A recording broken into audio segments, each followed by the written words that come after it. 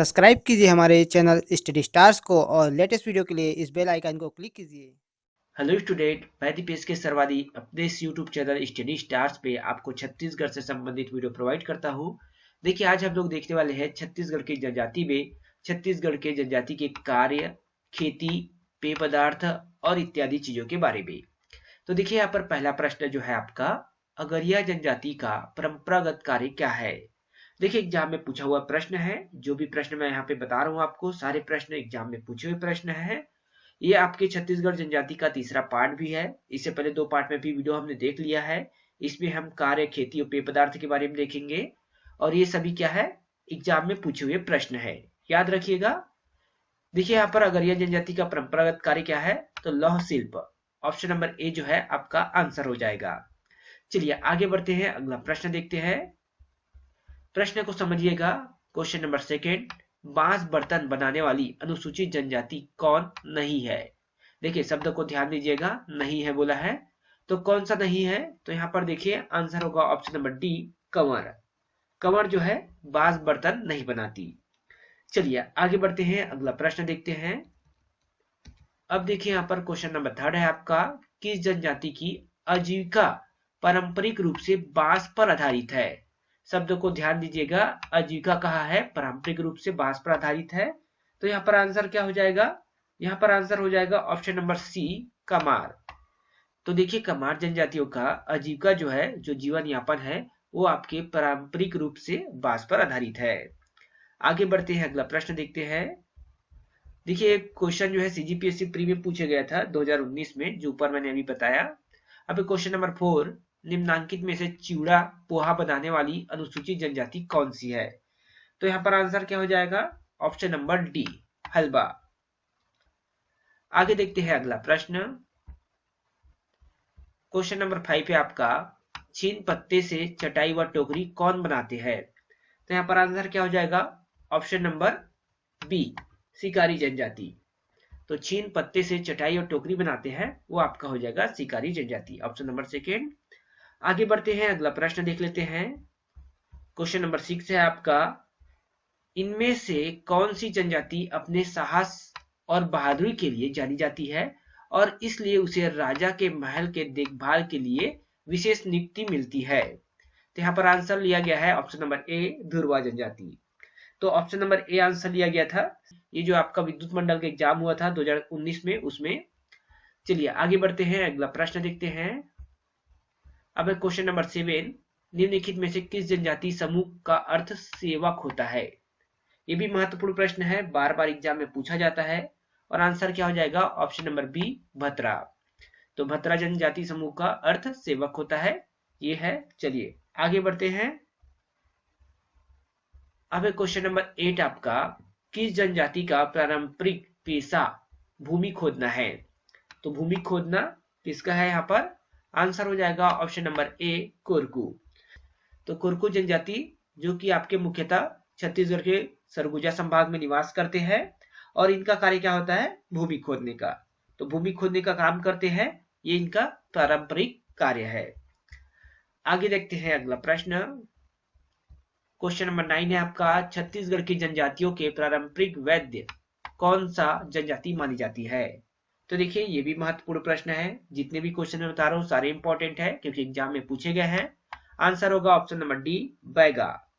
तो बैगा जनजाति जो कि छत्तीसगढ़ राज्य में मुख्य रूप से मध्य भाग में निवास करते हैं और ये विभिन्न प्रजातियों के वनस्पति और जीवों के औषधि से उपचार करने का गुण जानते हैं, जिनकी वजह से इन्हें पारंपरिक वैद्य कहा जाता है। चलिए आगे बढ़ते हैं। क्वेश्चन नंबर 10 है आपका, देखिए, निम्नांकित में से व्यवहार कृषि करने वाली अनुसूचित जनजाति कौन सी है। तो देखिए, यहाँ पर आंसर क्या हो जाएगा, ऑप्शन नंबर डी, बैगा। तो व्यवहार कृषि बैगा के द्वारा किया जाता है। आगे बढ़ते हैं, अगला प्रश्न देखते हैं। क्वेश्चन नंबर 11, झूम खेती छत्तीसगढ़ राज्य में किस जनजाति में प्रचलित है। तो आप सभी को पता होगा, नहीं पता तो देखिए आंसर हो जाएगा ऑप्शन नंबर बी, माड़िया जनजाति में। झूम खेती जो है माड़िया जनजाति में, व्यवहार कृषि जो है वो आपकी बैगा जनजाति में। और इसके साथ साथ देखिए क्वेश्चन नंबर 12, निम्नांकित में से पेद्दा कृषि करने वाली अनुसूचित जनजाति कौन सी है। तो पैदा कृषि करने वाली अनुसूचित जनजाति कौन सी है? तो ऑप्शन नंबर सी अबुझमाड़िया। देखिए ये भी एग्जाम में पूछा हुआ प्रश्न है सीजीपीएससी की 2017 एडीपीपीओ के एग्जाम में। चलिए आगे देखते हैं अगला प्रश्न।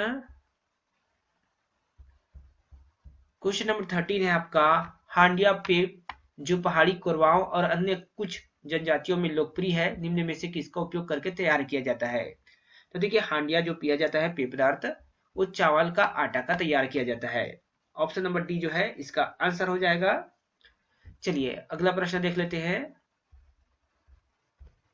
क्वेश्चन नंबर 14 जो कि बहुत ही महत्वपूर्ण क्वेश्चन है, भुंजिया अनुसूचित जनजाति का लाल बंगला है। क्या है लाल बंगला उनका? ऑप्शन नंबर बी रसोई घर। तो भुंजिया जनजाति में रसोई घर को लाल बंगला के नाम से जाना जाता है, जिसका निर्माण क्या है? लाल मिट्टी से किया जाता है। अभी लगातार एक क्वेश्चन पूछा गया है सीजीपीएससी में, ध्यान रखिएगा क्वेश्चन रिपीट भी होता है सीजीपीएससी में, इसलिए एक क्वेश्चन इंपॉर्टेंट है हो जाते हैं। आगे बढ़ते हैं, अगला प्रश्न देखते हैं। क्वेश्चन नंबर 15 है आपका, निम्नलिखित पेय पदार्थों में से कौन सा जनजाति पेय पदार्थ नहीं है? शब्द इंपॉर्टेंट है नहीं यहाँ पर।